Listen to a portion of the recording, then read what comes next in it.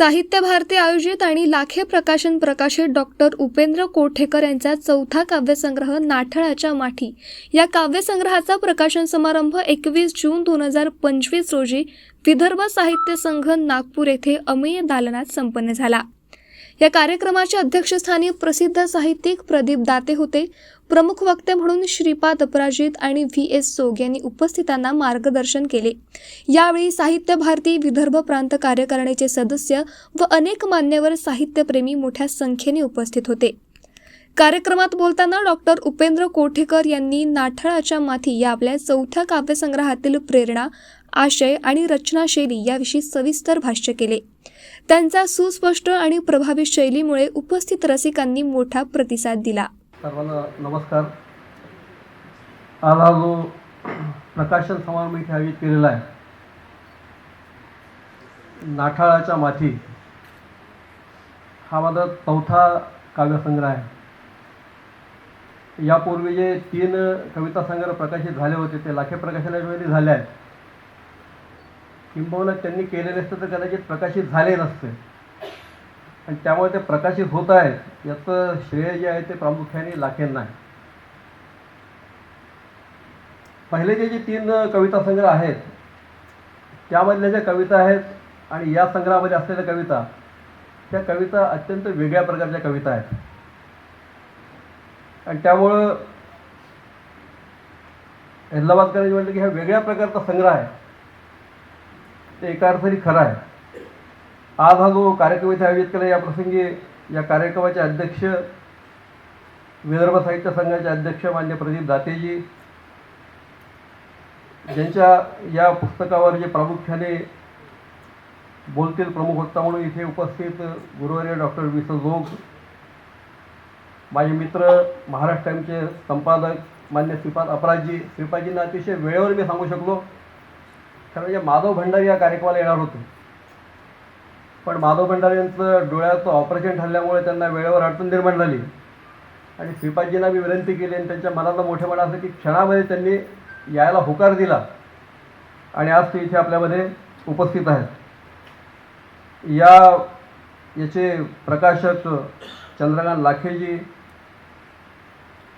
ज्या संस्थेतर्फे हा प्रकाशन समारंभ इथे आयोजित केलेला आहे, साहित्य भारती, या साहित्य भारतीचे विदर्भ प्रांताचे अध्यक्ष लखनसिंह कट्टेजी, चंद्रकांतजी कार्याध्यक्ष आहेत, प्रांतमंत्री सुनील शिंदखेडेजी, विनय माहूरकरजी, मोहिनी मोडकजी, दबीरताई, सर्व या संस्थेचे सर्व प्रमुख पदाधिकारी।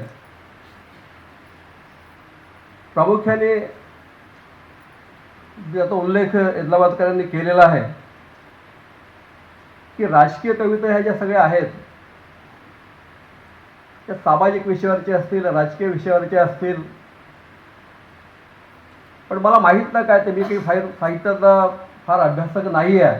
कविता करतो याचा अर्थ मला संपूर्ण साहित्य समजलं असा त्याचा अर्थ होत नाही, पण एकूण ज्या सगळ्या कविता प्रकार आहेत त्या कविता प्रकारांमध्ये या सगळ्या कविता ज्या असतात किंवा या प्रकारचं जे साहित्य आहे ते वेगळं का गणलं जात आहे किंवा त्याला पाहिजे तशी किंमत का दिल्या जात नाही हे माझ्या अजून लक्षात आलेलं नाही आहे। वास्तविक पाहता साहित्य जे आहे त्या साहित्याचं काम जर समाज परिवर्तनाचं असेल तर मग समाज परिवर्तनाचे जे अलीकडल्या काळामध्ये जे मोठे आंदोलन आपण पाहत आहोत, मग ते संयुक्त महाराष्ट्राचं आंदोलन असेल, ते नंतरच्या काळात 77मध्ये झालेलं आणीबाणीच्या विरोधातलं आंदोलन असेल, अलीकडल्या 92मध्ये झालेलं राम जन्मभूमीचं आंदोलन असेल, किंवा ज्या ज्या ठिकाणी अशा प्रकारचे आंदोलन झाले आहेत त्या अशा आंदोलनांना अशा प्रकारच्या साहित्याने प्रेरणा दिल्या, गती दिलेली आहे।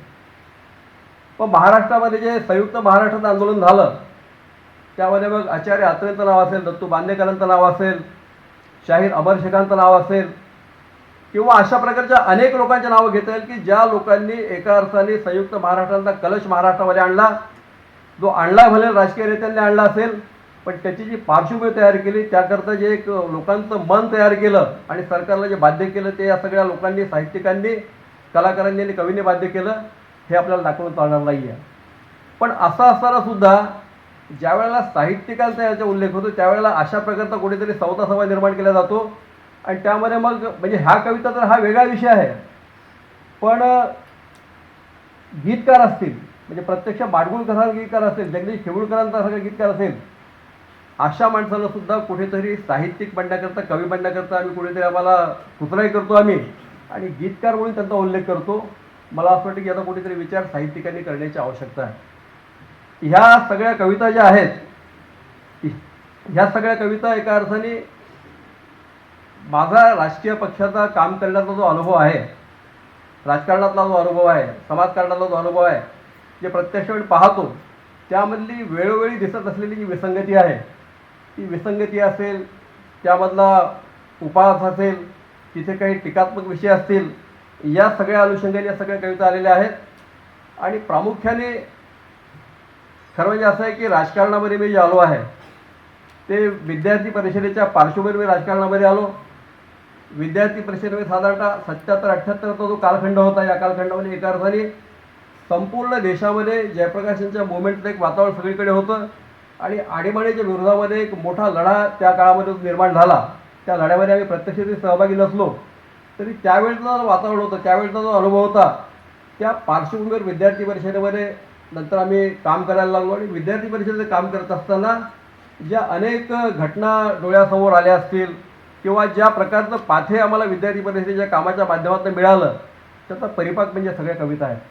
आणि त्यामुळे सामाजिक काम करत असताना, राजकीय काम करत असताना, विद्यार्थी परिषदेत काम करत असताना जे जे अनुभव आले, त्या अनुभवाच्या अनुषंगाने ह्या सगळ्या कविता लिहिल्या गेलेल्या आहेत. त्या काही कदाचित टीकात्मक असतील, काही तुमच्या उपहासात्मक असतील, पण ह्या लिहित असताना कोणाला टीका करणं असा उद्देश नव्हता. तर त्यावेळेला ते जे प्रकर्षाने जाणवलं, त्या अनुषंगाने त्यावेळेला केलेली ती टिप्पणी एका अर्थाने आहे.